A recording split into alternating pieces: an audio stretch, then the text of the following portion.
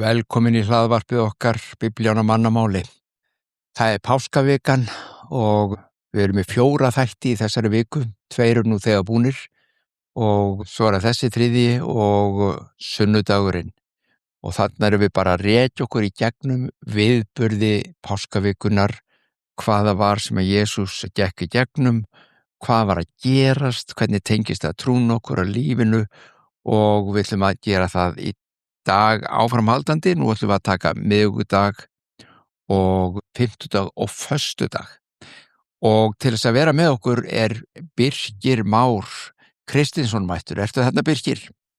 Já, blessaður Halldór. Velkomin.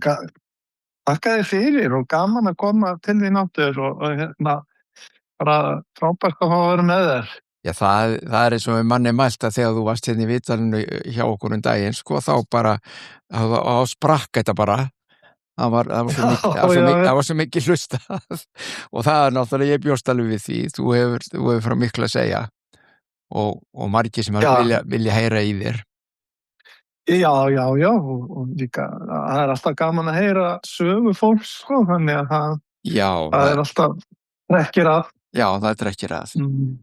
Og nú erum við að fjalla í þessum þætti miðvikudag, fimmtudag, skýrdaginn og föstudaginn, eða það sem við kallum föstudaginn langa. Og við stiklum á stóru, þar sem þetta það mikið náttúrulega, við getum aldrei farið í hvert einasta atriði hvers dags, en við svona reynum að halda stóru myndir og það sem skiptir mestu máli í þessu samhengi okkar varðandi trúna og skilning á Biblíinu og Guðsverki og af hverju var sem Jesús kemur og svo framvegis. Og ef við tökum... Þetta náttúrulega... Já. Þetta að því að vorum að tala sögu, sko, og sögu fólks. Þetta náttúrulega stórkostlegasta saga sem sögðu verið. Hún dásaleg. Þetta mest ástarsaga allra tíma. Það það. Já. Sérstaklega eftir að maður upplifir hana sem ástarsögu. Já, það nefnilega málið og kannski það hluta því sem að væri gaman, því að nú erum við svo gaman að reyna að varpa ljósi á. Það oft svona misskilningur sem maður heyrir og þess að við gætt að það sé misskilningur varðandi krosstöðu Krists ákvörðunan dó og hvort að Guð hafi þar verið að refsa og hefna og svo framvegis og yfirgefið hann og allt þetta. Sko, það var gaman núna örlítið í þessu þætti og svo þættinum á sunnudaginn að svona reyna að varpa svolítið ljósið á hvað raunverulega í gangi. Þetta ástarsaga? Hvernig getur þetta verið hvernig þetta ástarsaga ef að Guð að leggja einhverja refsingu á Krist sem við hefðum átt að taka á okkur vegna einhverja hluta? Allir þessi pakki þetta mjög ríkt í að mörgum, þessi hugsun. Já, algjörlega. Og við skoðum það nú þegar nær dregur í því. En ef við grípum niður í bara miðvikudeginum, sem að, sko, virðist vera, hátíðin varla byrjuð því okkur þegar við höldum upp á páskana, en þannig að virðist vera, hvað gerist eitthvað merkilegt á miðvikudeginum? Það gerist eitthvað merkilegt alla þessa daga eins og við erum búin að sjá og miðvikudeginum kannski tvennt sem að væri þess virði að minnast aðeins á og annars vegar það að það kemur kona. Jesús var í Betaníu í húsi Símonar líkþráa sem kallað var og þau voru að borða og þá kemur kona með það sem að kallað alabastusbuðk sem svona alabastur svona þetta steinkennt efni, svona kannski líkingu í gifs og þarna geymdu menn ýmsa olíu og annað slíkt í og hún var með nardusmysl eða sítrónellu olíu, mjög dýra og sérstakri jurt og kostaði mikið pening og fólk var ofta að nota þetta bara sem, þú veist, í staðis að setja peningin á banka eins og við gerum að þá var þetta sparifé. Já, þetta var sparifé. Og kannski heil árslaun þarna í svona olíu, jável. Já, hugsaðu þér. Þetta bara svo að kaupa hlutabréf í einhverjum fyrirtækjum. þetta var bara hennar öryggissjóður Þetta var og runni hluta af lífina sem hún hafði unnið fyrir með lífi sínu Já. sem hún hugsaði þér það og svo tekur hún brýtur byggið og olían legur út bara eins og leggur sig, þessi dýrindis olía og hún smýr Jesús með þessar olíu og hvað vakir eiginlega fyrir henni? Hvað voru menn að smyrja olíu eins og til dæmis á hann eins og Jesú í þessu tilfelli? Já, svarar því nú sjálfur eftir að lærisveinarnir skamma konuna fyrir að eyða öllum þessu pening í meistarann þegar að hægt var að selja olíuna og gefa fátækum eða setja í sjóðinn þeirra, jafnvel, sko, það var kannski undirliggjandi hjá sumum. Já. það er alveg gefið í skinn. Já. En sko, hann skammar þá á móti og segir, hei, látið hann í friði.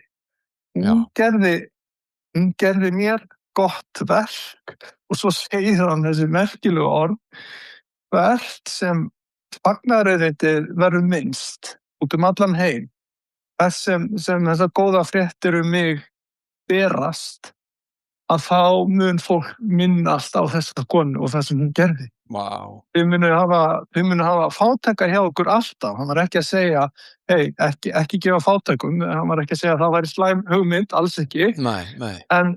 En hann sagði, mig hafið ekki alltaf hjá ykkur og að því að við vorum að tala ástarsögu, Halldór, þá erum við bara komið beint inn í hana núna. Wow. Þess að af hverju var hann að segja þetta? Af hverju skiptir það svo miklu máli að fólk muni eftir þessu? Já. En þess að þetta var ástæðan fyrir að Guð skapaði heiminn. Þetta var ástæðan fyrir að bjóð til okkur. Að það var að eignast þetta ástarsamfélag við okkur og hún skildi það. Lærisveinarnir voru ekkert almennilega búin að kveikja á því og þeir hefðu ekki hugmynd hvað var að gerast.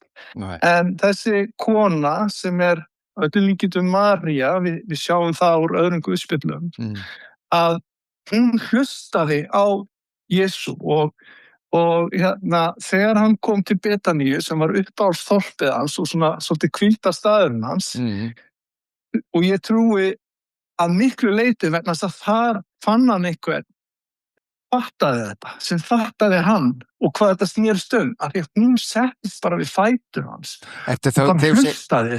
Þegar segir María, systir Mörtu þá. Já, ok. Nákvæmlega.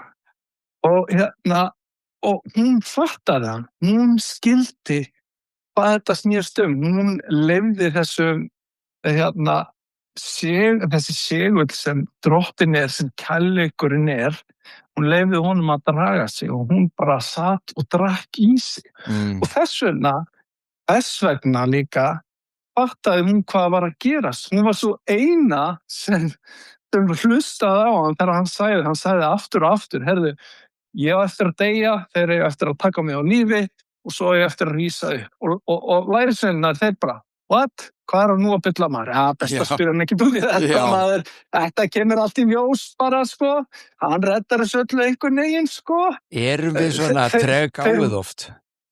Já, vegna þess að þeir voru með sitt agenda eins og við öll erum með. Þeir voru fastir svolítið í sinni mynd af því hver Guð og hvað Guð ætlaði að gera og hvernig þeir ætlaði að vera stóru gæjanir í ríki Guðs og allt þetta, sko.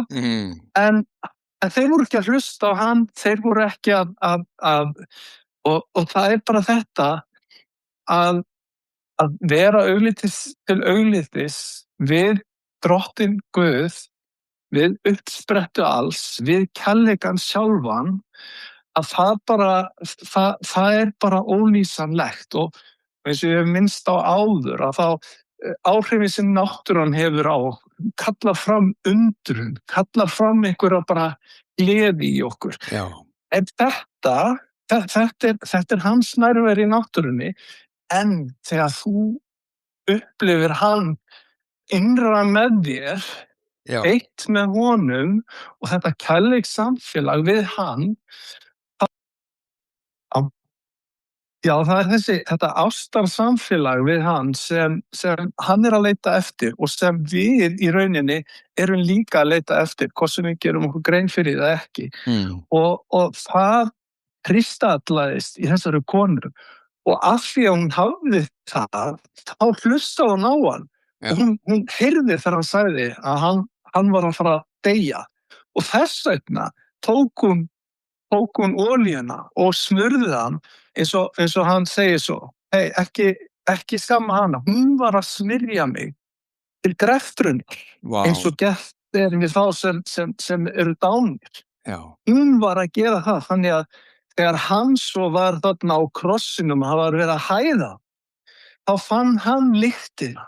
Þegar mannkynið var að hafna honum, Guði sem kom niður á jörðina og honum var hafnað með þessum hætti, þá fann hann lyktina af olíunni og hann fann vonina, herðu, það ennþá von, ég gefst ekki upp, ég skal fá hann kærleika, ég skal elska þau og ég skal fá þau til að opna augun sín og sjá hverju raunverulega og elska mig tilbaka. Veist, pældi hvað það gaf honum mikið þegar hann var í þessum kringumstæðum að finna lyktina af olíunni. Þetta er stórkostlegt. Þannig að olíun, hún var ekki að bruðla, hún var að tjá kærleika sinn og ást og skilning á Jesú, hver hann var og hvað stóð fyrir dyrum.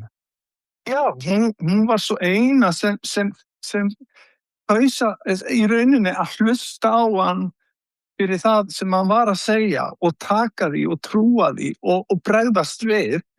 Þó hún skildi þetta ekki frekar en hinni, þá held ég að hún hafi ekkert skilið af hverju. Nei. En hún hlustaði. Hinni voru bara í einhver afnýtt, algjörlega, sko. Þau voru bara í sinni heimsmynd og þetta bara komst ekkert að hjá þeim. Og það er svolítið spaugilegt að svo að nefna á þá og kemur fram í þessum kafla á miðvikudeginum að sko hennar verður minnst hvar sem fagnaðarerindið eru flutt allan heim. Og í þessari frásögu þá kemur hún fram, það er ekkert minnst á strákarna sko, sem voru að kvarta sko. Þeir vissi ekki hver þeir voru sko. Þannig að þetta er ástarsamband. Algjörlega. Það er þetta sem þetta snýst sko, og trúin bara, skilur, hún bara tóm orð og bara þú veist, hún verður bara hégómaleg og skrítin ef það er ekki raunveruleiki á bakfyrir, ef maður ekki að upplifa, skilur, og snerta Guð með einhverjum hætti og leita í innlægni. Þetta bara eitthvað yfirboðslegt, þú veist, þá verður þetta bara skrítið og ég meina eins og farisíarnir, sko, þeir voru komnir út í eitthvað rugl, sko, af því að það vantaði þetta hjartasamfélag við Guð sem Jesús kom til þess að kenna okkur og leið okkur inn í. Já, en nú vitum við að það er mjög algengt hugafar, afstæða til trúar bara, og bæði kristinna trúar og annara trúar, og fyrir okkur hér á Íslandi, þar sem við að heita kristin þjóð, að þetta hugafar að þetta séu svona trúarkerfi, þetta er svona ritual og kreddur og boð og bönn og eitthvað slíkt sko, og Guð er þarna og hann skapa okkur og hann vill að við séum góð, annars verður hann ekki nú ánægður og eitthvað svona. Þessi mynd sem að þetta birtist er eitthvað allt önnur heldur en sú mynd. Já, það er nefnilega sko, það er bara svo mikið leyndardómur sem felst í Guði og samfélaginu við hann, að eina leiðin er að fara í þetta ferðalag og uppgöta og það er rosalega auðvelt að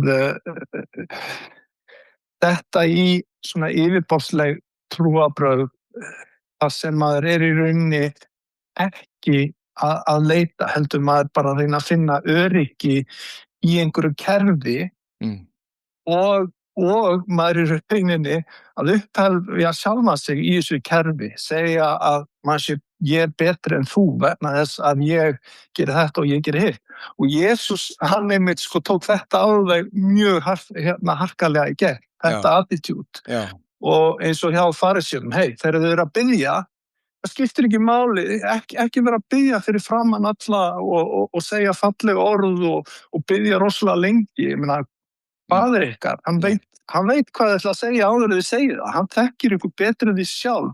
Þetta ekkert vera með eitthvað svona sjó. Þá eru þið þegar búin að taka út velun ykkar og velun ykkar bara aðdáun annarra manna. Þannig að þið fá enga velun frá Guði, skilur. Hann tók þetta alveg í gegn. Já, þetta er stórkostlegt og þetta náttúrulega að fá þessa innsýn og þennan skilning á trúna okkar náttúrulega gjörbreytir og öllu hvernig við nálgumst Guð og trúum því að hann nálgist okkur. Algjörlega, en svo erum við bara öll á svo okkar stað eins og þú hefur nefnt við erum öll á okkar stað í ferðalaginu. Þetta bara ferðalag. Skilur. Já, og sumir eru fastir í einhverjum svona ramma og þurfa bara á því að halda einmitt núna. Já. Það bara allt í lagi, þau eru bara þar í ferðalaginu. Já, rammi er ekkert endilega vondur. Nei. Því að ég meina, sjáðu fótboltaleik, ég meina, nú er heimsmeistaramóti í knattspyrnu haldið í sumar og í hverjum leik eru línur og rammi og dómar og allur pakkin. Það væri ekkert gaman að leiknum ef það væri ekki reglur þar og eitthvað rammi. Það myndi bara vera kaos. Og þannig að rammin er alls ekki slæmur, það er ekki það sko. En það er dýrð, það er þetta fallega eins og þarna, ef við tökum bara sem dæmi þetta sem vorum að lesa hérna konunu Maríu, ef þetta er hún, eins og þú segir að bendi til, sem er afar líklegt, að þá er sko buðkið eða ílátið er rammi utan þessa dásamlu olíu sem þarna er. Og þegar hún fær að koma út og sjást og finnast eins og segir, nú finn ég bara þessa lykt sjálfur sko, og það lýsa því áðan. Þetta er dásamlega. En það verður alltaf að vera einhver rammi. Málið er bara eins að þegar það er olían til staðar í rammanum, eins og þessu tilfelli, þá er rammin að gera sitt gagn. En svo þegar olían er farin, og maður er að horfa á ramman en engin olía, þá er þetta farið. Það er hættan að Guð er í einhverjum og sem einhverjum ramma sem hentar okkur núna og sem hann er virkilega, við þurfum að halda núna. Svo fer hann úr þessum ramma en við höldum í ramman, við erum ekki tilbúin til þess að og það er bara mjög mannlegt, og þá bara rekum við okkur á og ég meina við erum bara eins og kindur, við erum bara svo miklusar kindur, stróttinenni hirðir, við erum algjörir sauðir og við bara við erum bara að treysta hirðinum til þess að koma okkur rétt á stað. Ég hef horft á kind reyna að fara í gegnum girðingu og hún hættir ekkert, hún fer hún heldur áfram hún er ekkert að hætta og kind sem er að hlaupa á veginum og bíll á eftir henni, hún er ekkert að fara af veginum, hlaupa svona kílómeter þangað til hún fattar að fara af veginn. Þetta er svo við í lífinu og Guð hefur skilning fyrir, hann elskar okkur eins og við erum og þetta er bara allt ferli. Betur fer.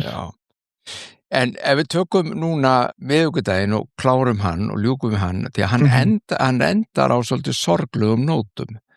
Júdas Ískariót, einn af lærisveinunum, 12, hann var eiginlega sá lærisveinn sem að hafði var mest bundinn í gyðingdómnum að þýlitunni til, þar að segja, hvað var að gerast í spádómunum það að Jesús sem Messias væri þessi jarneski konungur sem væri að koma og myndi leysa þjóðuna undan Rómverjum og annað slíkt.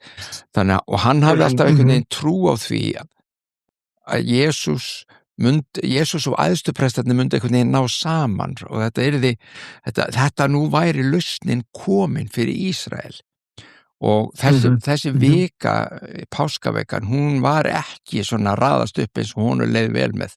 Honum fannst þetta að vera bara einhvern veginn að mólast undan öllu saman, bara hrynja. Og hann varð svolítið örvæntingafullur og hann tekur þau afdrifaríku ákvörðun að fara til prestan og segja, við skulum grípa inn í og stoppa þetta og ég skal bara leiða ykkur til Jesú og og við stöðum þetta, og hann var tilbúinn að framselja í þeirra hendur líf í Jesú. Hann viss alveg að þeir voru á eftir honum og það voru svona skrýtni hlutir sem fannst honum sem Jesús hafði sagt og gert í musturinn og svona. Þannig að en Júdas, sko, það eru margir sem áætla að tala það að Júdas hafi bara verið svona eitthvað leiksoppur hjá Guði. Hann var ekki leiksoppur. Guð var ekkert með hann í einhverju svona strengjabrúðu, sko, leik. Þetta eru ákvarðanir sem hann og niðurstöð sem hann kemst að, eins og þú sagðir, við erum öll á mismunandi stað og hann var bara ekki, hann var á þessum stað og hann ákveður að fara til prestana og framseljan og við köllum að svikar og allt það, en hún leið skelfilega illa eftir, sko, eins og við vitum. Sagan greina okkur fyrir því að hann var alveg, hann bókstaflega dó úr samviskubiti, þar að segja hann tók sitt eigið líf því að þetta fór svo illa á sálina á honum. Hann vissi að hann hefði aldrei átt að gera þetta, sjáðu. En þetta lok, þarna klárast miðvikudagurinn og síðan það skýrdagurinn, fimmtudagurinn, og það svona fyrsti dagur ósýrðu brauðana og þá slátra menn páskalambi til að borða. Þá páskamáltíð, svona seturmáltíð sem menn setjast niður og borða saman. Samfélag gyðinganna mjög náið og eins og vonandi hérna hjá okkur líka á fjölskyldunni. Ég var að hlusta til dæmis viðtöl við fólk varðandi páskana, hvað það að gera og eitthvað svona páskana. Og núna í vikunni og þessi, við ætlum að hittast og við ætlum að fara í bústaðinn og vera saman, við ætlum að fara til af og og borða og þetta samfélag svo náið. Og þarna gerist nokkuð sem það sem við köllum síðasta kvöldmáltíðin. Þetta var síðasta skipti sem að Jesús snæddi með lærisveinum sínum. Og það segir í versi 17, ef við lesa aðeins: kvöldið kom hann með þeim 12 lærisveinunum, postulunum.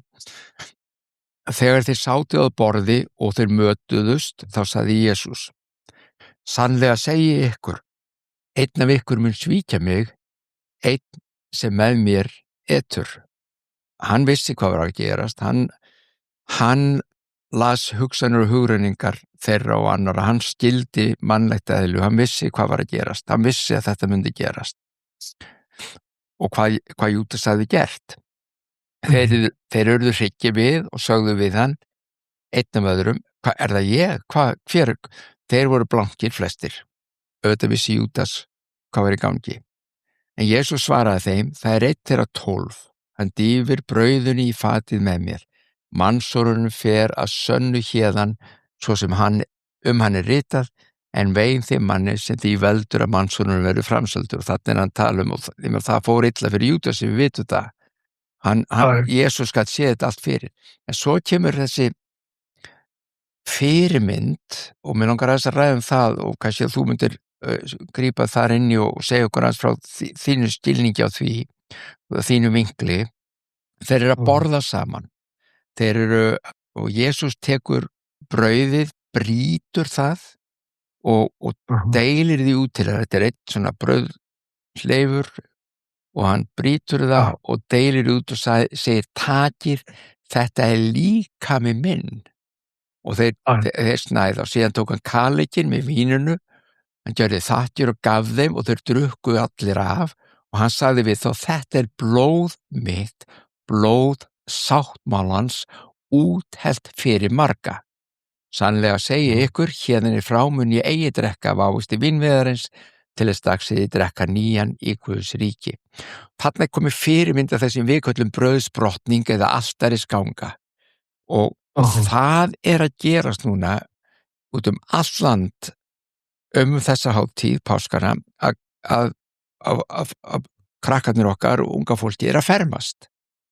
Og þá eru mörg þeirra í fyrsta sinn á ævinni að fara fram til altaris eins og kallað í kirkjur okkar og þau fá svona brauð og þau táknrænt fyrir þetta brauð verið líkamann og það meira sér sagt líkami Krists lífsins brauð og svo framvegis. Hvað í ósköpunum í gangi? Hvað brauðsbrotning eða altarisgang og því að þetta fyrirmyndin og þá getum við bara að skoða hvað Jesús að reyna eða hvað ekkert að reyna, hvað hann að segja þeim, hvað hann að kenna þeim, hvernig sér þetta, hvernig af hverju kallar hann líkamann sinn eða brauðið líkamann sinn og vínið blóð sitt, hvernig sér þetta selvhuti? Og það merkilega við kristna trú og kristindóminn að það ekki margar serimóníur sem Jesús bjó til. Að það ekki, hann skrifaði ekki einhver reglubók út að gera svona og þetta og hitt. Hann var meir með visku sem hann deildi aðalega í gegnum dæmisögur og svo framvegis. En snilldin við þetta, það eina sem hann í rauninni einu svona trúarlegu athafnina sem hann stofnaði eða hvatti læri sína til þess að gera, það var annars vegar þetta og hins vegar skírnin. Og hvoru tveggja eru svo mikil snilldar, það bara svo mikil snild hvernig hann notar eitthvað sem var þegar hluti af daglegu lífi þeirra, daglegu lífi okkar. Brauð algengasta fæðutegund í heimi. Þetta bara eitthvað sem til alls staðar. Og náttúrulega vín á þessum tíma þá var það drukkið yfirleitt með matnum á þar og ég meina og vín bara gríðarlega bara svona drykkur sem allir þekkja líka. Já. Og hann tekur eitthvað svona sem hluta á daglegu lífi sem þau hvort þau alltaf að næra sínu. Og hann notar það til þess að hjálpa þeim að muna eftir því sem skiptir máli í trúnni á Krist og Guð. Þeim snýst ekki einhverjar reglur, heldur snýst samfélag, snýst samband við hann, snýst einingu við hann. Og svo náttúrulega hægt að fara endalaust djúpt í þennan leyndardóm sem á bak við þetta.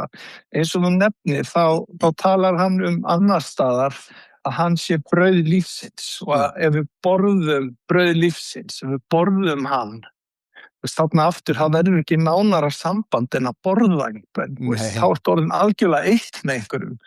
Og hér kemur þetta stórkostlega. Ef þessi maður sem var uppi fyrir 2000 árum síðan rúmlega, annarlega var Guð sem fæddi sem maður, takmarkaði sjálfan sig sem mann, þá þetta alveg ótrúlegt.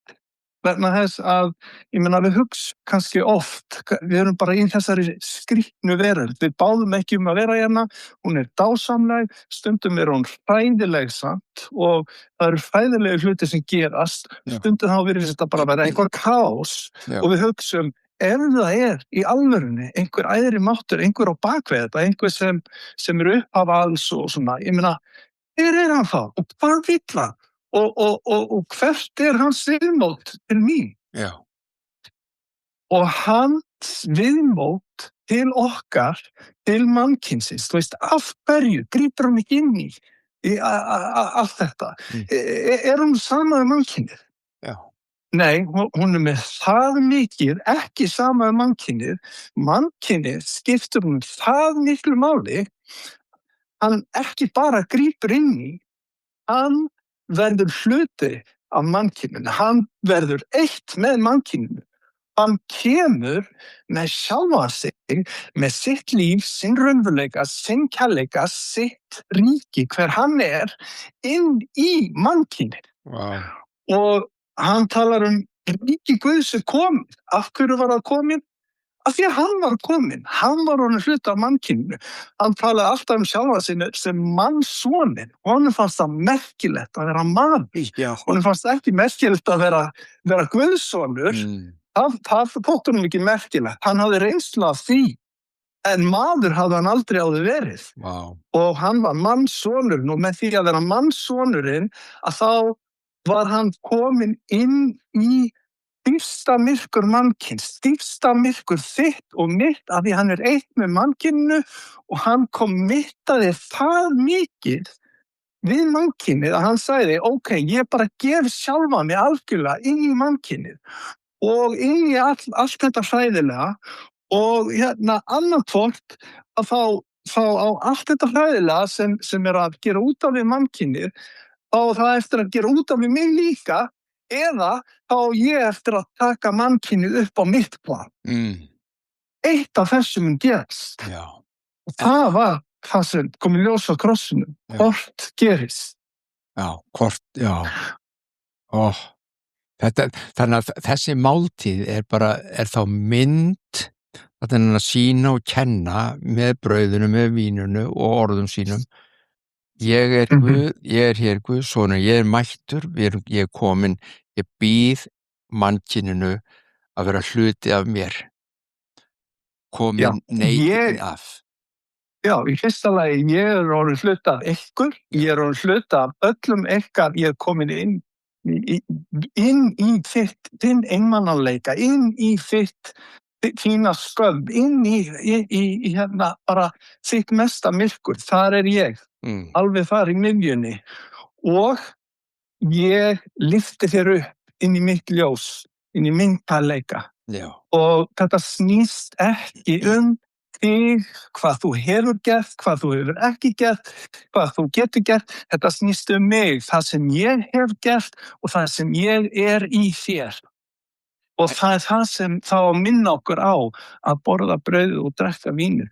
Og það svolítið synd, og að þetta skulle hafa þróast þannig að brauðsbrotning varð að eitthvað sem að gera bara í kirkjubyggingum, og það eitthvað skrítið brauð og eitthvað svona í stað þess að eins og í stað þess að fyrstu öldinni og eftir að Kristur reis upp og kirkjan var til, að þá gerðu þetta, þau minntust hans í hvert skipti, eins og hann bað í hvert skipti sem þau neyktu brauðsins og drukku vínið, þá skulle þau minnast mín. Þannig alltaf þegar þau hittust, alltaf þegar þau borðuðu saman, að þá var það bara máltíð, og svo, já, herðu, hérna brauðið, hérna vínið, og hurra fyrir það, þú veist, smuður á meðal okkar, og hann eitt með okkur, og við erum eitt með honum. Já. Skilurðu? Stöðug áminning það sem hver verið. Stöðug áminning. Já. Stöðug áminning inn í samfélagi manna, ekki inn í einhverju kirkjubyggingu þar sem við tökum okkur út úr daglega lífinu, heldur inn í daglega lífinu, inn í samfélagi manna, þar sem fólk að borða saman og tala. Það áttu að minnast. Og þessi fyrirmynd sem þarna eru þau náttúrulega bara allur kaflinn eða á undan segir það að þeir slátruðu lambinu, þeir voru bara að setjast í kvöldmáltíðar. Já. Þetta var bara matartími. Já, og svo náttúrulega hægt að tala það líka, hvað það merkilegt, eins og þú minnist aðeins áður með páskamáltíð Ísrael manna og myndinni þar, þú veist, hvað ótrúlega, ótrúlega myndrænt allt saman. Segðu okkur aðeins frá því, bara örstuð.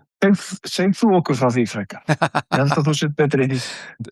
Sko, ertu að tala fyrirmyndinni sem að var Já, þegar þau voru beðin að borða páskalambið, þess vegna eru við að borða lambið, klára allt lambið og með styrkin sem þau höfðu frá lambinu, að þá löbbuðu þeir út úr Egyptalandi, og Egyptaland mynd af heimskerfinu, Matrixinu, hvað maður að segja, þessu sem bara, sem maður vill detta inn í og vera bara á autopilot, skilur við, að bara lifa á autopilot en ekki vera virkilega lifandi. Það svo auðvelt að detta í það, ég tala nú ekki með allar, þú veist, Netflix og samfélagsmiðla, maður getur bara sko verið á autopilot allan daginn án þess að vera, það er auðveldar í dag, án þess að hugsa. Og í stað þess að uppgöta raunverulega hver er ég og hvað snýst þetta og svo framvegis. Þessi mynd þessi mynd einmitt svo fatt. Og þau gengu á kraftinu frá lambakjötinu sem þau borðuðu, að þá gengu þeir út úr Egyptalandi og inn í fyrirhegnalandið. Sem bara, þú veist. Sko, ef við rifjum þetta bara örstutt upp og það er páskavikan, páskahátíðin hjá gyðingum, einmitt, þá eru þau einmitt að minnast þess að Guð leiddi þau, Jahve leiddi þau út úr Egyptalandi og inn í fyrirhegnalandið í gegnum eyðimörkina og ég hef oft sagt það og það er algjörlega mín sannfæring og ég get fært fyrir ágætisseldi biblíulega rök, þetta er ekki bara mín svona skoðun, en þetta rökræða menn samt og því það virðist vera hægt að rökræða hvað sem í biblíunni og það er að kristin trú gangi út á himin og helvíti, hvort þú allar fer til himins þú deyrið eða hvort þú fer til helvítis þú deyrið. Ég segi nei, ef þú lest ritningarnar alveg frá byrjun, þá sagði Guð alltaf, hér er vegurinn, ég legg fyrir þig líf, veg sem leiðir til lífs og veg sem leiðir til dauða. Það var aldrei himin og helvíti, það var alltaf, viltu lifa og viltu lifa ríku lífi og viltu lifa í blessunum eða viltu deyja og þú getur dáið að lokum alveg en þú getur líka bara verið sko lifandi dauður eins og þú sagðir áðan, þú getur gengið gegnum lífi, sko, dead man walking bara og þegar þarna kemur þessi mynd í Egyptalandi að dauðinn getur náð til fólks og þeir slátra lambið samkvæmt fyrirmælum Guðs og þeir rjóða blóði lambsins við dyrastafinn og þeir voru allir þrælar þarna, þeir rjóða blóði lambsins við dyrastafinn og síðan kemur þetta fyrirmæli, dauðinn mun ekki heimsækja þetta hús ef að blóð lambsins þarna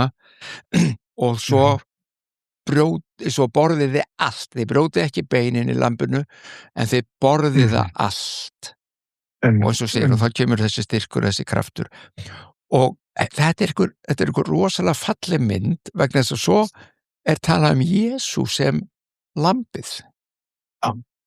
Var hann virkilega þetta lamb? Er þetta fyrirmynd eða líking eða sýnir þetta okkur það sem að kom þarna með lífi í Jesú að hann sem lambið fyrir mannkynið allt leiður okkur út úr ánauð, út úr myrkri inn í líf. Er það sem verið að kenna? Það er bara nákvæmlega það sko og þetta náttúrulega skrifað mörg þúsund árum áður og skilur þetta er bara svo ótrúlegt hvernig þessi spádómar og allt þetta rætist sko upp á með ólíkindum Krist. Já, alveg mót. En þetta er einmitt málið sko. Þetta er skýrdagurinn okkar. Þarna er eitthvað að gerast sem að þessi máltíð er gríðarlega mikilvæg fyrir okkur að skilja þá. Af því þetta er, Jesús sagðist alltaf að tala í dæmisögum. Hann segi ég kenni í dæmisögum og meiri segi Gamla testamentinu sagði Guð, lesta í sálmurum, Guð segi ég tala í líkingum. Hann er alltaf að kenna og besta leiðin til að kenna er að gefa eins og þú nefndir áðan svona lifandi dæmi þar sem við skiljum. Bak við slíka kennslu er hins vegar alltaf þessi djúpi leyndardómur, opinberun og skilningur og Guð var alltaf að sýna smátt og meir hver hann var, hvernig hann hugsaði, hvernig hann starfaði. Ísraelsmenn voru ekki alltaf að fatta það sko. Við tölum það hérna í þættinum þegar síðast þegar maður að fór inn í musterið og hérna velti þar borðum og endurtók sögur sem hefði gerst í lífi Ísraels sko hundruðum ára áður og þarna var bara sagan að endurtekla, þeir voru lengi að fatta, þeir voru lengi að skilja en Jesús enginn opinberar Guð meira og betur heldur en Jesús. Nei, og það nefnilega málið sko að eins og þú hefur minnst á áður í þáttunum þínum að Kristur kom með svo byltingakenndan boðskap varðandi að elska náungan, ekki bara það heldur elska óvin sinn og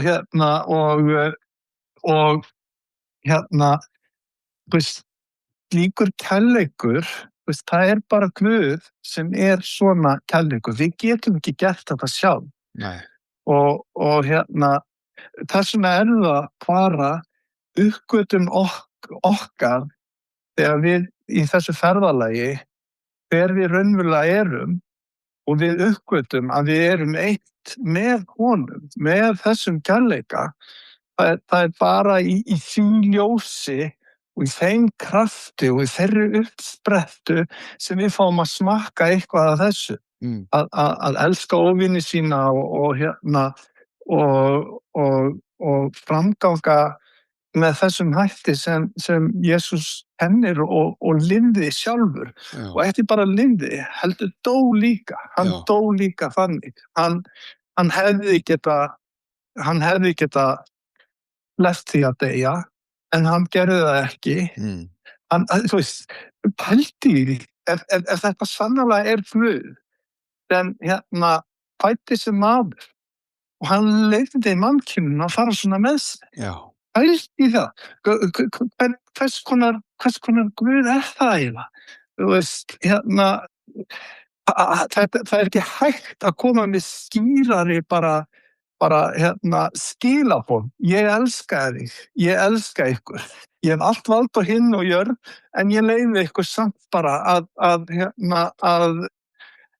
gera það sem þið viljið við mig. Ég ætla ekki að hefna mín. Wow. Það fyrirgefið þeim, þau vita ekki hvað þau gera. Já. Ég ætla ekki að hefna mín, ég ætla ekki að koma í veg fyrir neitt. Ég búin að kommitta mig algjörlega við mannkynið. Og ef það dauðinn sem kemur, þá kemur dauðinn. En það getur ekkert sigrað kærleikann. Nei. En hreini kærleiki Guðs, Guð kærleikur sem uppspretta alls, það ekki hægt að sigra. Þú veist, hann bara dó og með honum dóu allir okkar veikleikar og allir okkar hlekkir. Og hann með honum, hann reis upp og þá reisum upp með honum. Hann kom niður á okkar plan þess að við getum farið upp á hans plan. En hvað myndirðu þá segja? Af því ég bara minntust á ferðalagið á, við erum öll á ferðalagi. Það bara, hvort sem átt að segja að það sé einhver andlegu ferðalagi, það samt sem áður bara staðreind. Og hvað myndirðu segja það í ljósi þessa óumræðilega mikla kærleika og að Guð bara kemur, hann samsamar sig mannkyninu, verður hluti af okkur til að gera okkur hluti af sér. Hvað ef ég á ferðalaginu og ég segi, ég get varla svona mikið kærleika, mér finnst ég get ekki tekið á móti þessu, ég bara óverðugur og ég bara alls ekki góður maður og hvernig ávörpum við þennan hóp sem að líður svona en svo þeir finnist ekki eiga neitt af þessu skilið og þá kemur spurningin, nokkur okkar sem á þetta skilið? Nei, það nefnilega málið að það var vilji föður okkar og velþóknun. Það ekki bara viljas, heldur hann hafði líka velþóknun á því að gera okkur heilög og nýtalaus í Kristi, í syni sínum. Af hverju? Jú, til vegsemdar dýrðar hans og náð sem hann lét okkur í té í sínum elskaða syni. Þannig ef þú þiggur kærleika hans, þá fær hann dýrðina. Þá fær hann dýrðina. Þá sérð þú og allir í kringum þig hvað hann stórkostlegur. Hann fær dýrðina. Það er það sem hann vill. Þannig að þú ert að taka, hann þegar búinn að gefa þér þetta. Þannig að það er ekki eins og sko, nei, ég er ekki verði, ég get ekki tekið á móti, hann búinn að gefa þetta. Þá er þetta til einskis, það sem hann hefur gert. En hins vegar, ef þú tekur á móti kærleikans, þá fær hann dýrðið. Ef þú ætlar sjálfur gera þig nógu góðan fyrir Guð, þá fær þú dýrðina. En þá verður þú líka bara einn í þínu hofni. Og það er ekki þannig sem þú ert hannaður eða hönnuð. Þú ert hannaður og hönnuð til að vera eitt með honum, til að vera upp á hann komin, til að hann sé uppspretta þín. Og þá fær hann líka dýrðina, af því að þá er það hann sem gerir það. Þannig að það er í rauninni svarið. En Birkir minn, þetta er bara einhvern veginn svo mikilli andstöðu við það sem að, sko, önnur trúarbrögð, það sem að fólk ímynda sér trúarbrögð. Ég meina, það er Guð... Kristur var allur í andstæðunum. Já. Ef þú þarf að lifa, þá þarftu að deyja. Ef þú reynir að bjarga lífinu þínu, þá myndir týna því. En ef þú týnir lífinu þínu, mín vegna, kærleikans vegna, þá myndir finna það. Hann var allur í þessu. Já, hann var svo sannarlega öðruvísi heldur en aðri trúarleiðtogar og annað fólk. Já, og bara hugsunarháttur Guðs, ég meina, kærleikurinn, hann er kærleikurinn. Og það er það sem hann er að reyna og þess vegna er Jesús ljós heimsins, af því hann sýnir hvernig Guð raunverulega er og það er bara svo erfitt að koma því í gegnum hausinn á okkur vegna þess að við erum allt öðruvísi. Ja. Við erum eigingjar, bara við berjumst við það að skilur, við viljum á okkar eigin dýrð og allt þetta og þetta hefur allt sína skýringar. En hann er öðruvísi, hann gefur og hann gefur og hann gefur. Hann gefur af sér endalaust. Og kom þá... Hann er ekki hræddur við að gefa. Nei, hann er það ekki. Og þá kom hann til að leysa okkur undan þessari ánauð sem við erum búin að koma okkur sjálf í.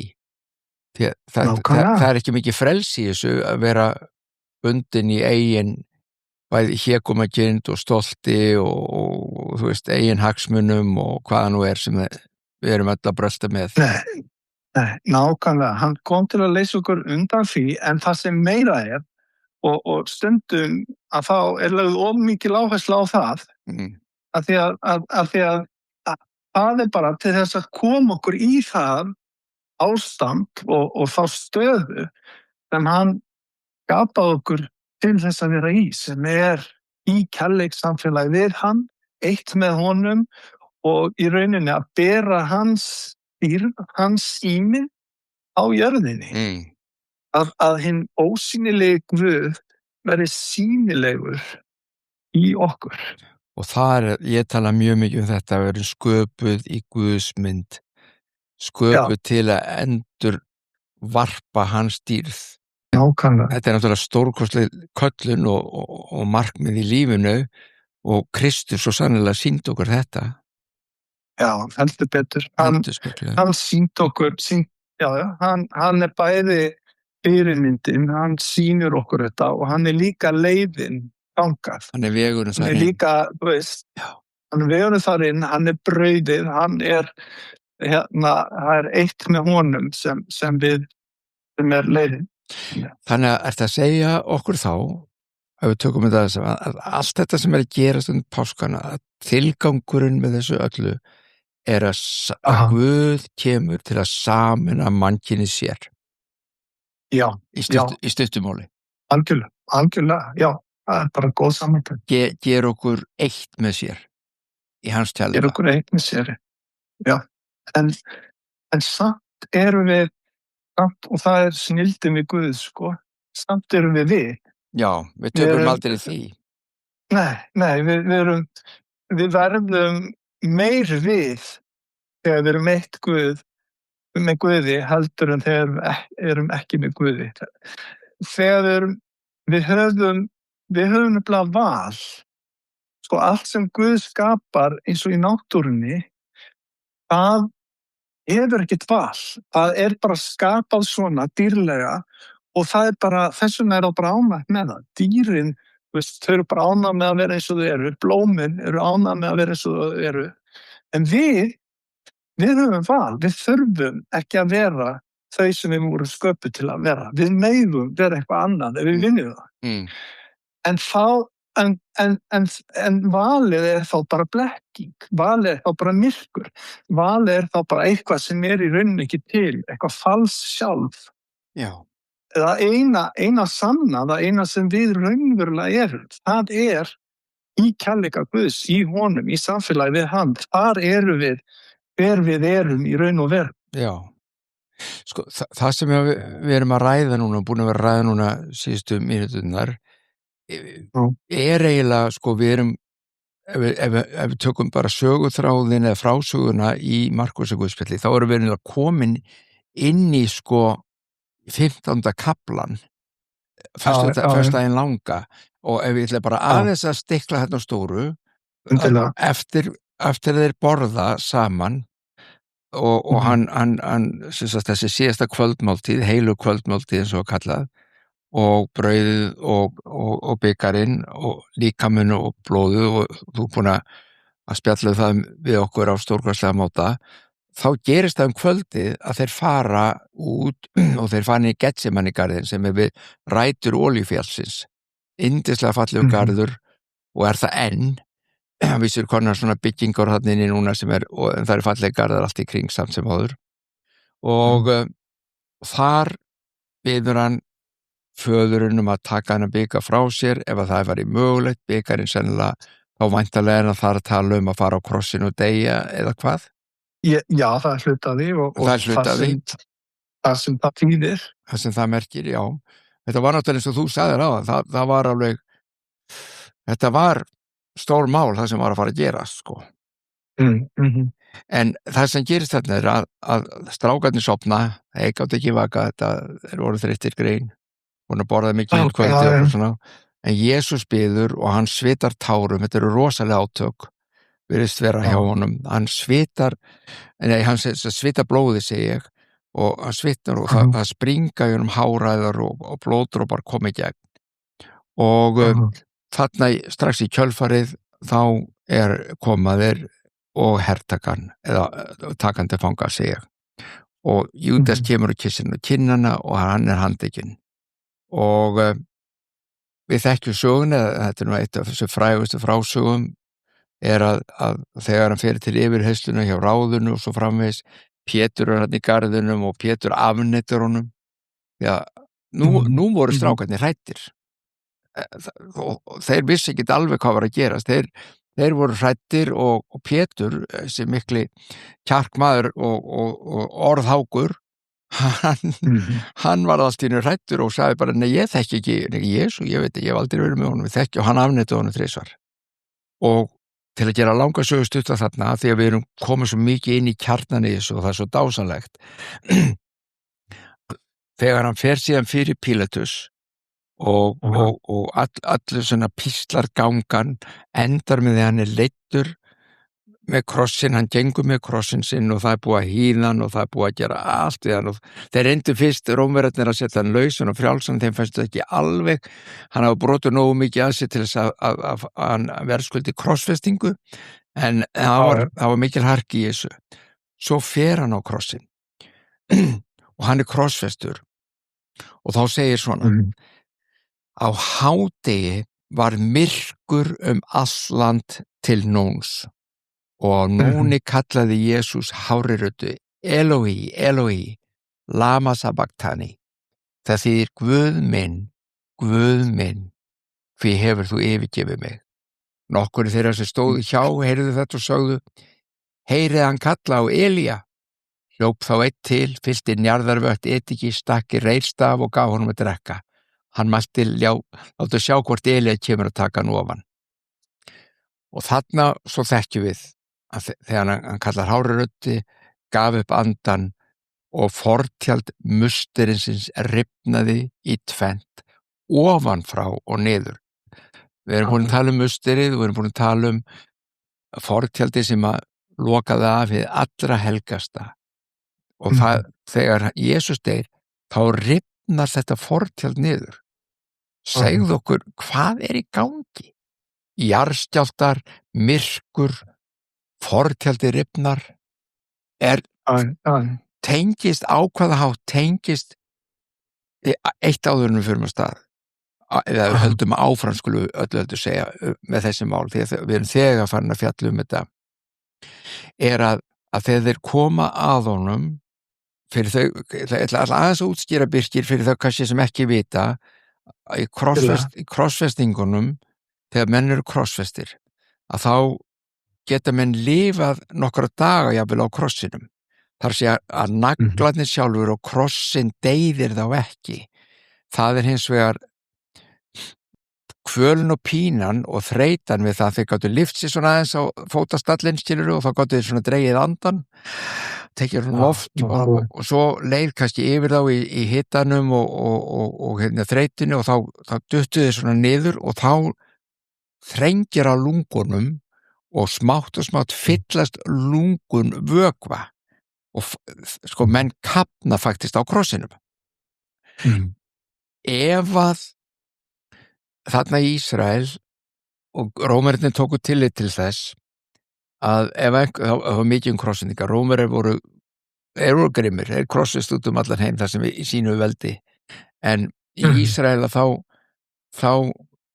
var það ekki samþykkt að krossfesta og láta mann hanga þegar hvíldadagur byrjaði. Og þarna klukkan 6 á þessum föstudegin langa, þá byrjar hvíldadagur eins og alla aðra föstudaga hjá gyðingunum. Það þurfti að taka Jesú og þá sem voru krossisti með honum niður af krossinum. Þeir, afbrotamenninni sikkur megin með hann, þeir eru lifandi. Því þetta var svo stuttutími liðin frá því voru krossistir sjáðu og þá brjóta þeir fætur hans eða þeirra og það gert einmitt eins og við útskýra á það til þess að þeir get ekki reisi við þá getur ekki reisi upp til að ná andanum og þá deyja þeir mjög fljótlega. Þegar þeir koma við Jesú að þá hann þegar dáinn. Það fannst mörgum þetta skrítið á hver hann dáinn. Ég meina, hann var ekkert svona kraftminni og lélegri á líkamann heldur en þeir, en hann dó en þeir lifðu. Svo að þeir brutu ekki fætur hans. Það minnir á lambið sem vorum að tala á hann, ekki brjóta beinin í lambinu, sagði Guð við þau í Egyptalandi. En þeir stungu spjóti í síðans og útkom vatn og blóð, segir. Rómversku hermennirnir ætlaði bara að vera alveg viss að væri dáinn. Og þetta náttúrulega stórkostlega myndir upp á svo margt af því sem við erum búin að koma aðeins inn á núna og örugglega miklu dýpur og meira. En ef þú myndir taka þetta saman og tengja þetta inn í þessa mynd sem varst með áðan, Guð og komu hans að gerast maður og kærleika hans að sameina, sko hann í hluti af okkur og gera okkur hluti af sér. Hvaða merkingu hefur þetta okkur þurfti hann að deyja, dó hann bara því að þeir voru pirraðir út í hann eða hefur þetta eitthvað gildi fyrir okkur? Já, þarna komum við inn í mysteríuna og leyndardóminn sem þú veist, hægt að goða en þú veist, það kemur alltaf niður á því að maður þarf bara að upplifa samfélag við Guð, sko. Já, reynda að segja okkur pínlítið af mysteríunni. Algjörlega. Þarna, sko, það sem kannski maður þarf að gera sig grein fyrir þetta með að hvernig gat Kristur verið bæði maður og Guð. Hann var 100% maður, en hann var líka 100% Guð. Og hvernig gengur það upp? Var hann öðruvísi en við? Eða getur við orðið alveg eins og hann? Nei, vegna þess að sko, maðurinn Jesús, annars vegar, þessi sem fæddist og dó, það Jesús frá Nasaret. Svo Kristur. Kristur hefur alltaf verið til. Já. Já. Hann var til fyrir áður en maðurinn Jesús var til. Hann var til í samfélagi Föðurins og Sonarins sem fer fram í heilugum anda. Og þetta svo frábært við Guð, að hann ekki einhver kall einhver staðar í sínu horni í fílu, hann kærleiks samfélag. Hann samfélag Föðurins og Sonarins sem fram fyrir heilugan anda. Þess vegna getur hann verið kærleikur. Þess vegna gat hann verið kærleikur áður en heimurinn var til, áður en nokkuð annar var til. Og þess vegna vildi hann búa til meira og fjölga sig, af því að hann var í því að elska, hann var í því að gefa, byggja, gefa tilbaka. Og það þetta kærleikssamfélag Föðurins og Sonarins sem kjarni alls í heiminum og alls okkar. Það þetta að Faðirinn gefur sjálfan sig og lífsið til sonarins. Og það engin skuggi í þessu samfélagi og sonur tekur við því og hann gefur tilbaka og þessi fugl það sem verður til þess að Guð fer að dreyma og hann fer að skapa og hann vil fá fleiri inn í þetta samfélag.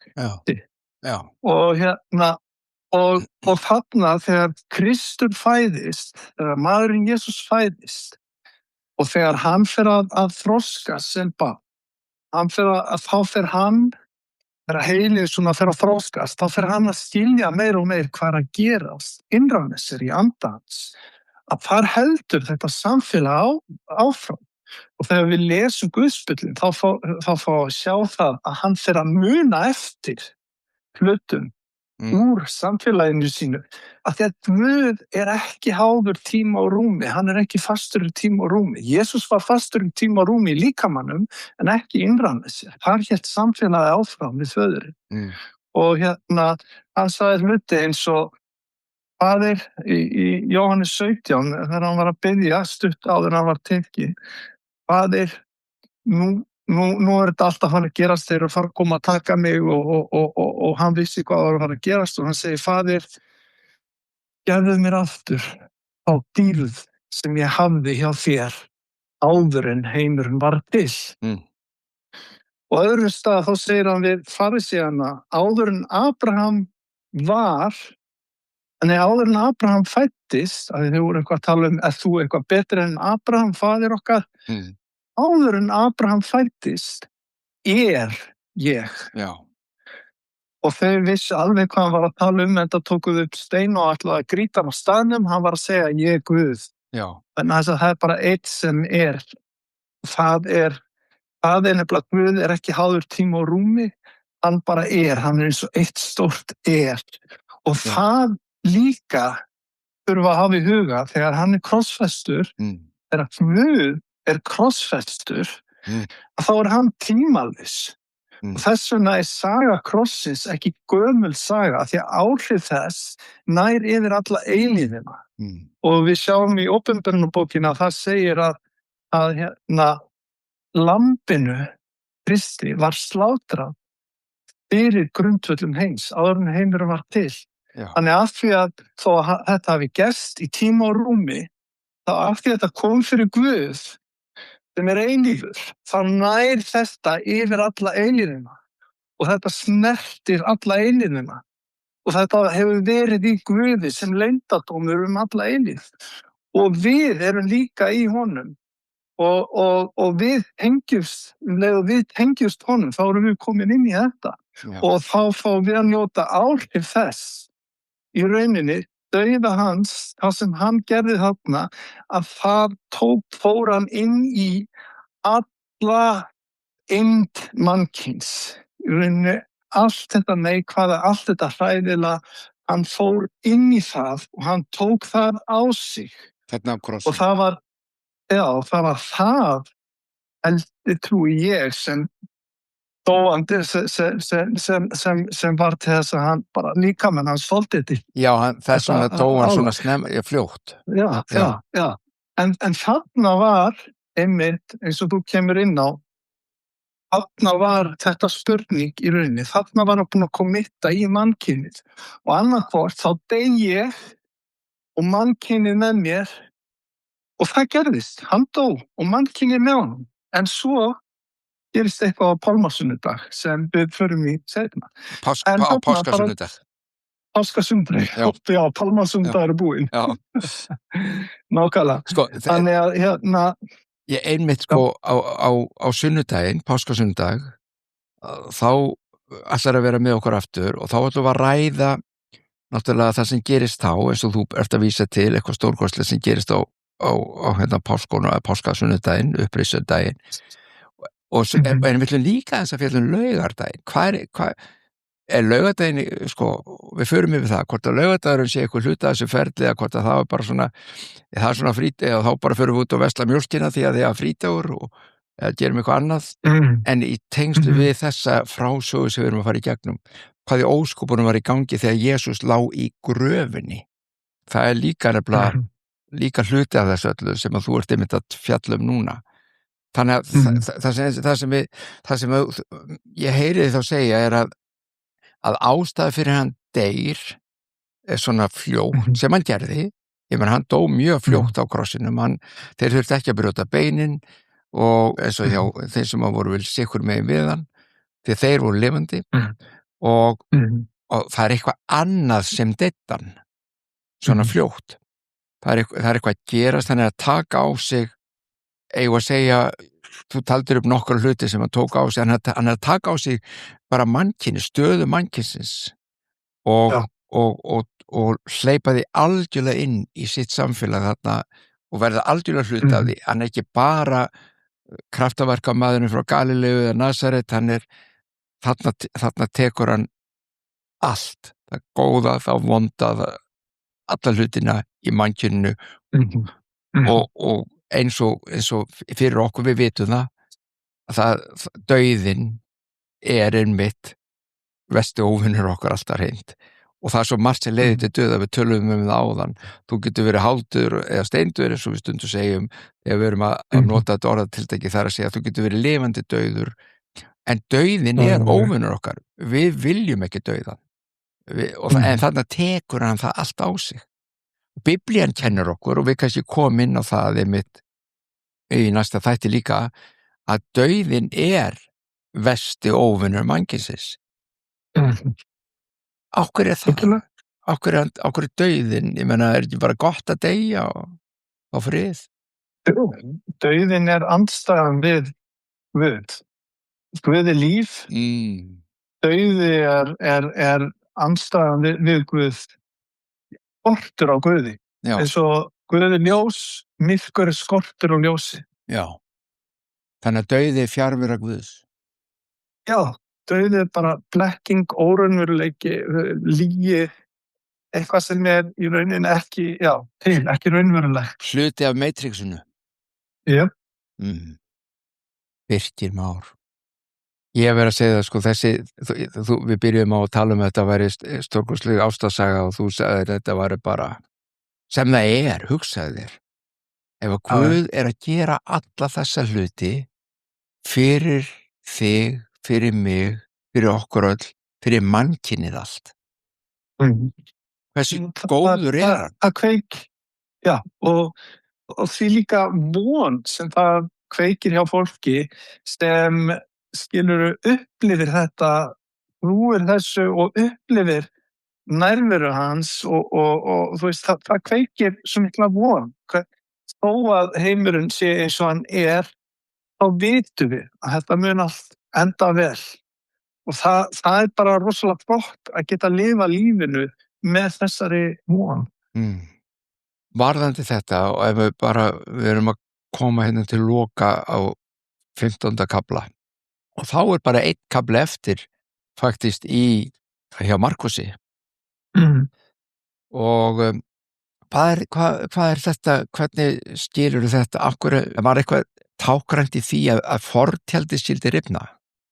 Já, náttúrulega, þetta var fortjaldið að hinu heilagasta, þar sem var þessi myndin af Guði, þar sem nærvera Guðs var.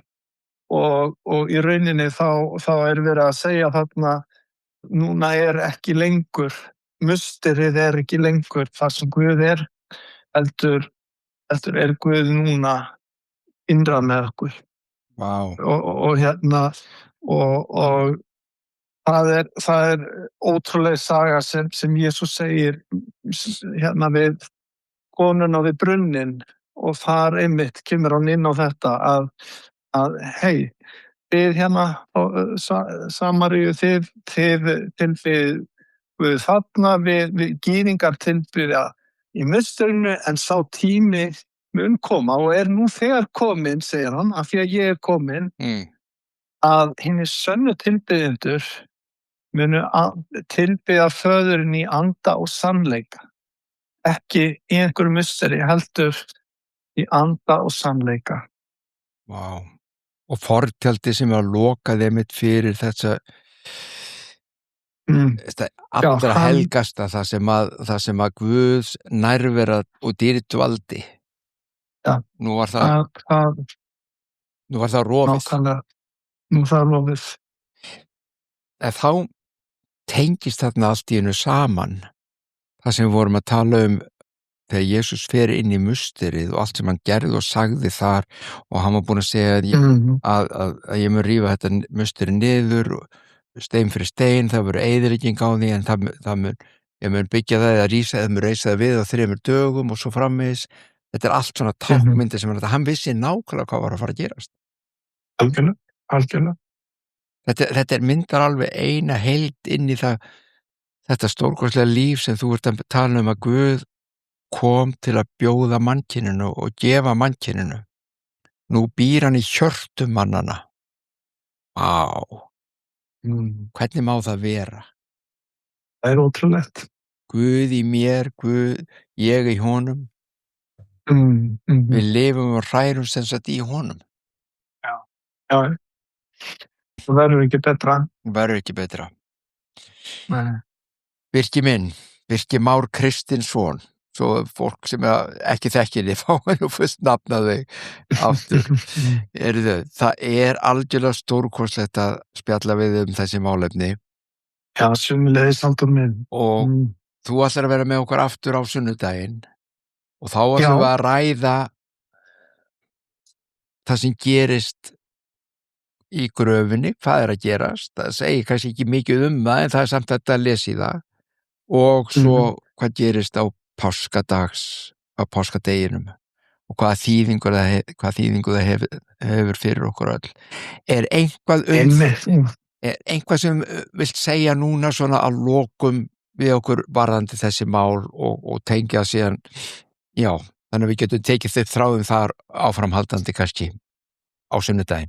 Nei, bara ítreka þetta að það snýst, þessi boðskapur Jesú Krist, hann náttúrulega alveg ótrúlegur og mörgum finnst hann ótrúlegur. Ég skil það en þetta snýst að upplifa, það snýst að smakka. Og þá þegar maður fær að upplifa raunveruleika, þá bara fer maður að sjá í öðru ljósi. Þannig að ég vil bara hvetja fólk, eins og ég sagt áður, að fylgja hungrinu, fylgja þessum þorsta innra með þér eftir í að finna, upplifa og komast á þann stað að þú finnur að því að við finnum öll að við erum að leita. Ef við finnum það, þá munum við líka finna. Þannig að bara halda áfram og ekki hætta leitinni. Já, leitið og þér munu finna. Já. Heyrðu, þetta gott. Við ætlum að láta staðan numið hér. Kæru vinir sem eru að hlusta, Þetta þriðji þátturinn í páskavikunni, frásögu Markúsar Guðspjalls af síðustu dögum Jesú Krists hér á jörðinni sem mannssonurinn, og Birkir Már Kristinsson var með okkur. Ég sagði ykkur að þetta myndi vera eitthvað og það var sko eitthvað, og þetta ekki búið. Já, hann ætlar að vera með okkur aftur á sunnudaginn og þá ætlum við að fjalla laugardaginn og sunnudaginn í þessari páskaviku, þegar lífið sigrar myrkrið, dauðan, og ljósið sigrar myrkrið. Og núna ætlum við að biðja saman, og fyrir þau sem að vilja og geta, biðja saman Faðir vor. Faðir vor, þú sem ert á himnum, helgist þitt nafn, tilkomið þitt ríki, verði þinn vilji, svo jörðu sem á himni. Gef oss í dag vort daglegt brauð, og fyrirgef oss våra skuldir, svo sem við og fyrirgefum vorum skuldinautum. Eigi leið þú oss í freistni, heldur frelsa því að þitt ríkið, mátturinn og dýrðin að eilífu. Amen. Takk. Það dásamlegt að vera með þér, Halldór. Já, sömuleiðis, vinur minn. Við bara heyrum seinna. Já, gerum það. Heyrumst á sunnudaginn. Já, gerum það. Já. Bless.